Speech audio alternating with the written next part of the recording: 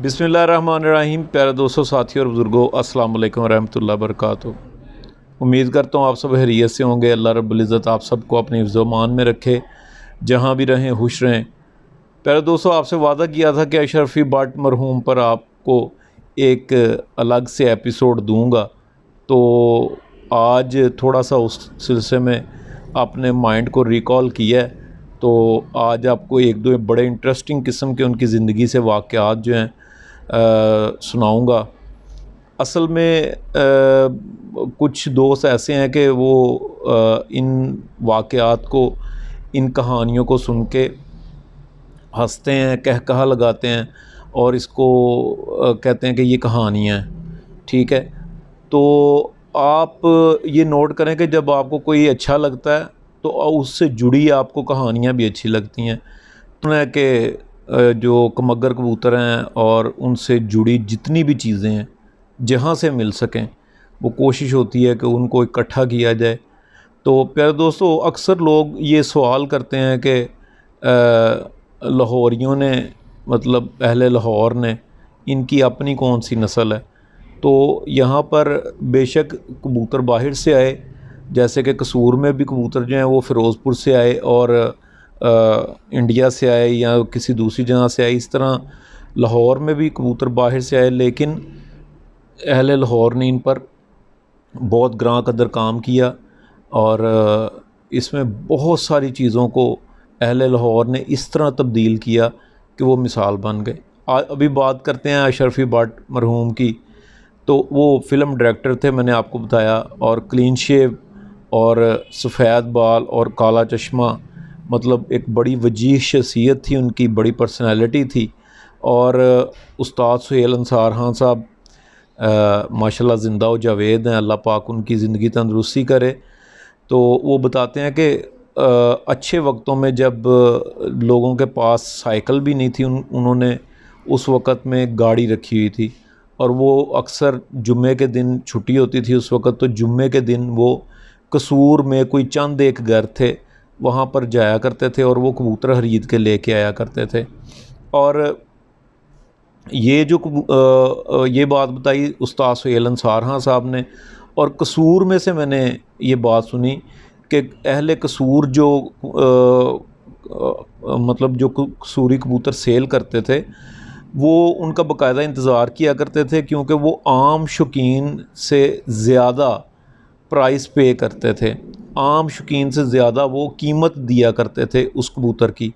और कसूर में ये मशहूर था कि जो अच्छा और ख़ूबसूरत कबूतर वो अहले कसूर के पास होता था, वो उनकी ख्वाहिश होती थी कि किसी तरह अशरफी भट्ट तक ये बात पहुँचे और उनका कबूतर जो है ये महंगे दामों सेल हो जाए। इवन कि मैंने एक कसूर के ही शौकीन बंदे से सुना कि उन्होंने एक कबूतर पकड़ा, उन्हीं दिनों में एक कबूतर पकड़ा और उन्होंने अपने जाल में छोड़ा हुआ था। तो एक भाई कहता है कि भाई ये कबूतर तुम बेच नहीं रहे, एक बंदा आया तो वो लेने के लिए, तो तुमने उसे दिया नहीं है। तो उन्होंने कहा कि ये जो कबूतर है ये मैं इसको नहीं बेचूंगा, ये मैं इंतज़ार कर रहा हूँ अशरफी भट्ट का, जब वो आएगा तो इस कबूतर के बदले में मैं उससे एक साइकिल मांगूंगा। ठीक है, और उस वक़्त कबूतर की जो कीमत है वो मतलब उस वक़्त 1 रुपया 1.5 रुपया, ये उस वक़्त की बात है। तो उस वक़्त उन्होंने साइकिल लेके वो कबूतर दिया।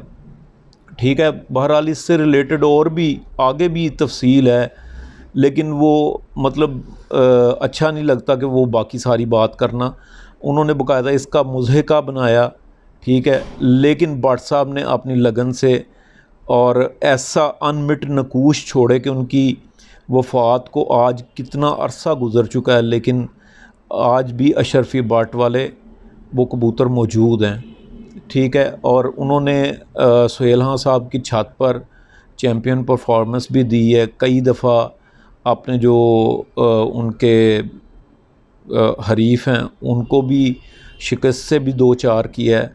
और ये कबूतर जो हैं, चूँकि अशरफी भट्ट साहब कबूतर के हुस्न को और उसकी नस्ल को बहुत तरजीह देते थे, तो वो ये कबूतर आप खूबसूरती में भी अपनी मिसाल आप थे।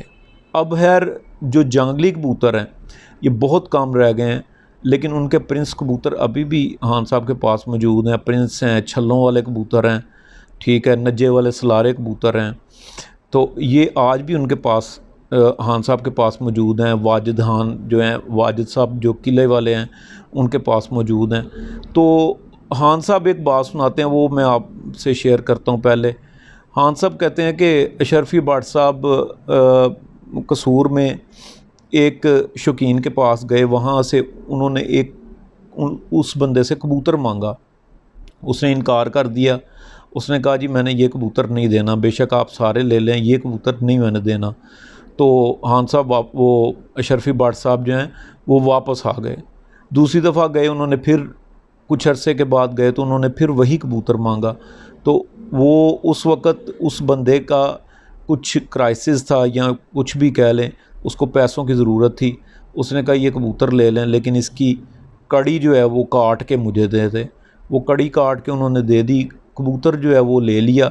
रास्ते में वो कबूतर जो है उन्होंने खान साहब को दे दिया, और खान साहब को रास्ते में समझाया कि यार सुहेल खान, ये जो नर है ये अपने घर की फ़लाँ फ़लाँ पट्टी से लगाना, और जितने भी बच्चे निकले उनको काट लेना, ठीक है।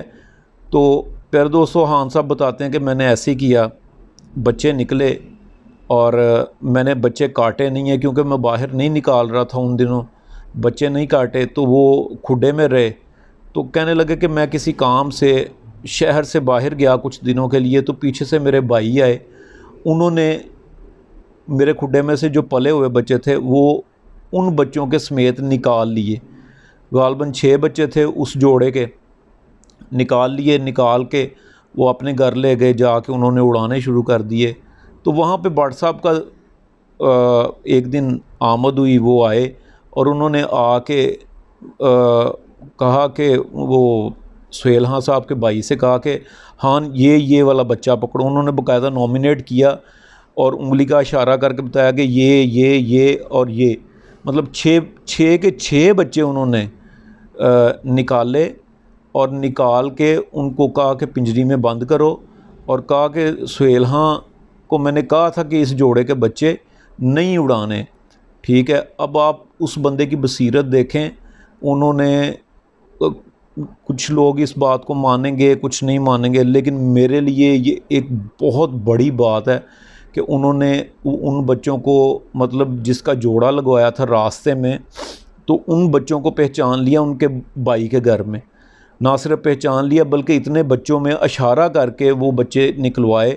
उन्होंने कहा जी कि ये बच्चे निकालें।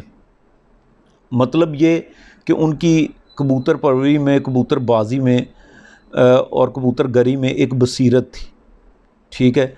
और वो जो है वो बच्चे वो खान साहब के पास वापस लेके आए, और खान साहब को उन दिनों वापस आ गए। तो उन्होंने कहा मैंने खान तुम्हें कहा था कि ये बच्चे नहीं उड़ाने, संभालने वाले बच्चे। तो दूसरी बात जो बड़ी इंटरेस्टिंग मुझे लगी, वो महफूज मलिक साहब हमारे पिंडी से बुज़ुर्ग, हमारे दोस्त हैं और हमारे सीनियर दोस्त हैं। उन्होंने बड़ी एक खूबसूरत वाक़या बताया। उन्होंने कहा जी कि अशरफी भट्ट साहब के जो जांगली कबूतर हैं, उनका जांगली नाम इस तरह से पड़ा, वो जंगली नहीं कहते थे, उनको जांगली कहते थे, ठीक है। और वो कहते हैं जी उनका नाम इस तरह से पड़ा कि एक मफरूर कातिल जो कि कत्ल करके जंगल में रपोश हुआ था, फ़रार हुआ था, और पुलिस उसकी तलाश में थी। तो वो जहाँ पे छुपा हुआ था वहाँ पे किसी दरख्त के ऊपर एक दिन आके एक चीना लाल आंख का कबूतर बैठा। तो उस कातिल ने उसको पानी डाला, बाद में थोड़ा सा रोटी के बोरे डाले। तो ये कबूतर की रूटीन बन गई, वो सुबह को उड़ जाता, शाम को उसी दरख्त पर वापस आ जाता। तो एक दिन पुलिस आई, पुलिस ने उसको बंदे को पकड़ लिया। तो उसने कहा जी कि आप रुको, मेरा एक और भी साथी है, तो वो आता है तो फिर हम दोनों चलते हैं। पुलिस जो है वो बड़ी खुश हुई कि एक को पकड़ने आए थे तो दोनों को पकड़ लेंगे। तो वो जब शाम हुई तो वो कबूतर वापस आया और वो नीचे आया, तो उसने पकड़ लिया। उसने कहा चलें अब। तो उसने कहा तुम्हारा दूसरा साथी? तो वो उस कातिल ने कहा कि मेरा यही साथी है। तो मुख्तसर ये कि उनके भाई ने ये बताया कि वो जो कबूतर है वो शरफी भट्ट साहब ने ख़रीद लिया। आगे उनसे चलने वाली नस्ल को उस जंगल में उतरने वाले कबूतर के नाम से मंसूब किया जांगली। ठीक है, तो प्यारे दोस्तों ये कुछ ऐसी मालूमात थी जो कि अभी तो और काफ़ी सारे वाक़यात हैं। जब हम आगा शाहद खान साहब के पास बैठते थे, अल्लाह पाक उनको गरीक़ रहमत करे, और खान साहब के पास बैठते थे, उनके और दीगर दोस्त भी आते थे, और भी उनकी ज़िंदगी से काफ़ी वाक़यात हैं जिन पे अगर हम बोलना चाहें तो मेरा ख्याल है पूरी एक 1 आवर की एक जो है वो डॉक्यूमेंट्री बन जाएगी। तो बहरहाल उन्होंने कबूतरबाजी में अपने अशरफी भट्ट साहब ने अनमिट नकूश छोड़े, जो कि अभी तक लोगों के पास उनके ब्लड लाइन्स चलती आ रही हैं। बेशक किसी ने बिगाड़ ली, किसी के पास मौजूद हैं, लेकिन अभी तक उनके पास उनकी ब्लड लाइन्स चलती आ रही हैं, परफॉर्मेंस दे रही हैं, और उनका नाम ज़िंदा है। तो प्यारे दोस्तों, इन 2-3 वाक़यात के साथ आपसे इजाज़त चाहूँगा। अपना बहुत सारा ख्याल रखिएगा और मुझे भी दुआओं में याद रखिएगा। इंशाल्लाह एक नए व्लॉग में मुलाकात होगी। अल्लाह हाफ़िज़।